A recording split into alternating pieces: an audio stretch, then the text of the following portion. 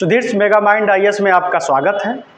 आज हम देखेंगे हड़प्पा सभ्यता की राजनीतिक व्यवस्था के बारे में और थोड़ा हड़प्पा सभ्यता की आर्थिक व्यवस्था के बारे में।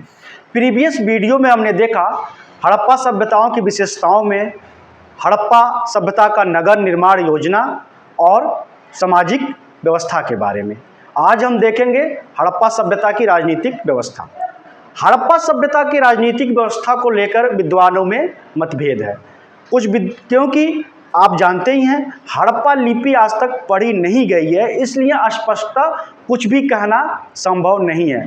बस हम एक अनुमान लगाते हैं साक्ष्यों के आधार पर, इसलिए यह विवाद खड़ा होता है। लेकिन इतना तो निश्चित रूप से कहा जा सकता है कि हड़प्पा में एक मजबूत शासन व्यवस्था थी, क्योंकि हम देखते हैं हड़प्पा नगरों की स्थिति को जब देखते हैं तो इतनी बढ़िया वहाँ सुचारू व्यवस्था थी, नगर निर्माण योजना थी, साफ सफाई कितनी बढ़िया व्यवस्था थी। तो ये बिना किसी शासक के और शासन व्यवस्था के संभव नहीं था। तो ये तो सिद्ध हो चुका है कि वहाँ पे शासन था, लेकिन वो शासन किसका था इसको लेकर मतभेद है। तो आइए देखते हैं विभिन्न विद्वान क्या क्या मानते हैं। तो व्हीलर महोदय के अनुसार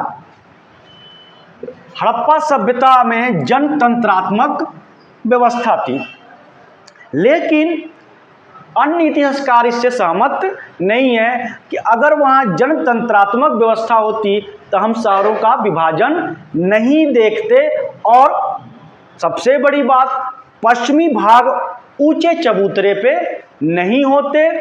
तीसरी बात कि हम भवनों में विविधताएं नहीं देखते, क्योंकि जहाँ अमीर लोगों के भवन बड़े बड़े थे, विशाल थे, वहीं गरीबों के लिए छोटे छोटे बैरक बने होते थे। तो इतना तो स्पष्ट है कि यहाँ पे जनतंत्रात्मक व्यवस्था नहीं थी।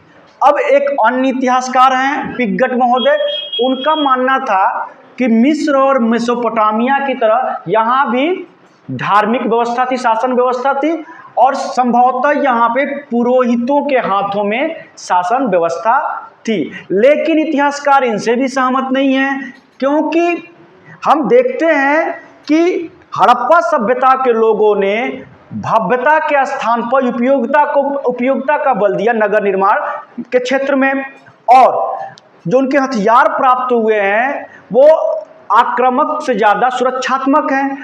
तो ये कहा जा सकता है कि यहाँ पे पुरोहित का शासन नहीं था, क्योंकि अगर पुरोहित का शासन होता तो धार्मिक चीज़ों से जुड़ी, धार्मिक व्यवस्था से जुड़ी चीज़ें ज़्यादा पाई जाती, पारलौकिक बातें, पूजा स्थल वगैरह ज़्यादा मात्रा में पाए जाते, पुरोहितों का वास वगैरह ज़्यादा मात्रा में पाए जाते, लेकिन ऐसा नहीं है। अगले हैं हंटर महोदय, इन्होंने भी कहा कि यहाँ पे जनतंत्रात्मक व्यवस्था है, तो इनकी बात भी इतिहासकार खंडित कर दिए। मान्य मत ये है कि चूंकि हड़प्पा व्यवस्था एक नगरीय व्यवस्था थी और नगरीय व्यवस्था हमेशा व्यापार से ही विकसित होती थी, और सबसे बड़ी बात है कि हड़प्पा नगर जो थे वो व्यापारिक केंद्र की तरह थे।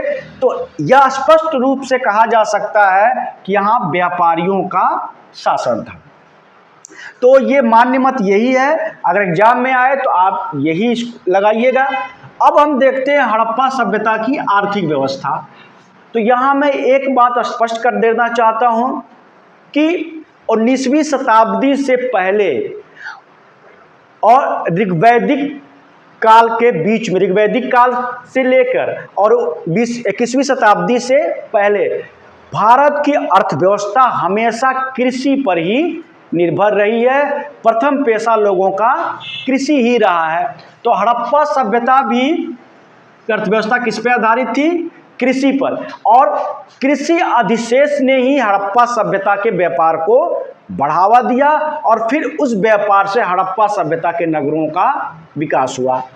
हड़प्पावासी कृषि जो है करते थे, कृषि के क्षेत्र में काफ़ी विकसित थे। हड़प्पावासी नवंबर में फसल बोते थे और अप्रैल में काट लेते थे, क्योंकि आज की तरह विभिन्न संसाधन नहीं थे उनके पास कृषि करने के लिए, तो वो क्या करते थे, जब नदियों की बाढ़ आती थी और जब बाढ़ उतर जाती थी तो मिट्टी को जुताई करना आसान होता था, तो नवंबर में फसल बोते थे और बाढ़ आने से पहले फसलों को काट लेते थे।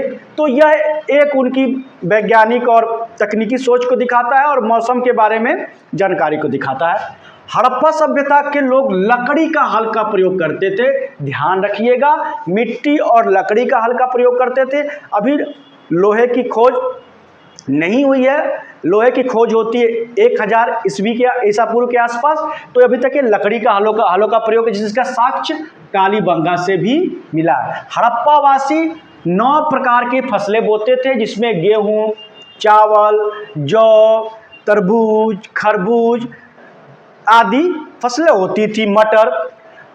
ये तो आप जानते ही हैं, दुनिया में सर्वप्रथम कपास का उत्पादन हड़प्पा वासियों ने ही किया। तो सूती वस्त्र कपास से ही बनते, इसलिए भारत में आज भी फेमस हैं। हड़प्पा वासी पशुपालन भी करते थे।